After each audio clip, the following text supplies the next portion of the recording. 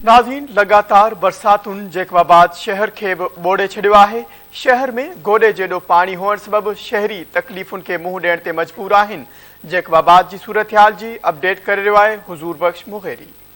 जी बिल्कुल, असां पंहिंजे नाज़रीन खे ॿुधाईंदा हलूं जैकाबाद ज़िले ऐं भरपासे जे इलाइक़े में जेको बरसात जो तबाही मचाए छॾी आहे, उन हवाले सां हिन वक़्तु असां मौजूदु सिविल अस्पताल रोड ऐं म्युनिसिपल कमेटी रोड ते जेको गोॾे खां मथे पाणी हिते बीहजी वियो आहे ऐं बरसाति जो सिलसिलो जारी आहे।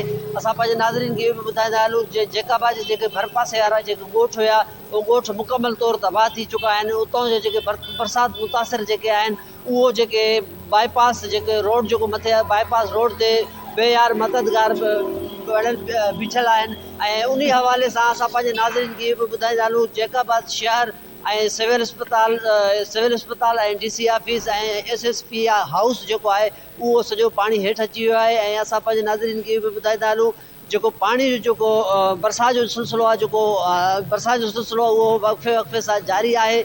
इन हवाले सां जेके असांजो इंतिज़ामिया सां राब्तो थियो, इंतिज़ामिया तरफ़ां डिप्टी कमिश्नर तरफ़ां जेको असांखे ॿुधायो वियो, असां जेके खेमा जेके टेंट ॾिना आहिनि मुख़्तलिफ़ जायुनि ते ऐं मुख़्तलिफ़ जायुनि ते माण्हुनि खे रेस्क्यू कयो आहे। उन जायुनि ते असां जेको खाद खुराक जेको सामान खाइण पीअण जो जेको सामान आहे, उहो बि असां पुॼायूं था।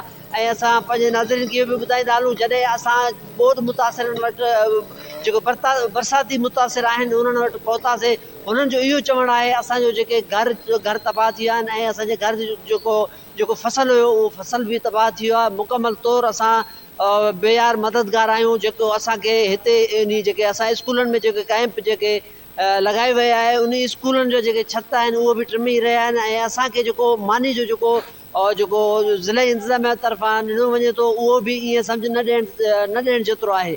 असां पंहिंजे नाज़रीन खे इहो बि ॿुधाईंदा हलूं जैकाबाद शहर जे मुख़्तलिफ़ पाड़नि में ADC कॉलोनी ऐं फूलबाग फैमिली लैन ऐं DC फैमिली लैन ऐं फूलबाग, उन खां अलावा जेके चनामाला आहे उहो मुकमल पाणी हेठि अची विया आहिनि। ऐं जेके जैकाबाद शहर जे अंदरि जेके बाज़ारूं आहिनि, उन्हनि में बानो बाज़ार आहे, भिटाई बाज़ार आहे ऐं सोनार की बाज़ार आहे ऐं जेको टावर रोड आहे ऐं काइद अज़म रोड आहे, उहो मुकमल तौरु पाणी हेठि अची विया आहिनि।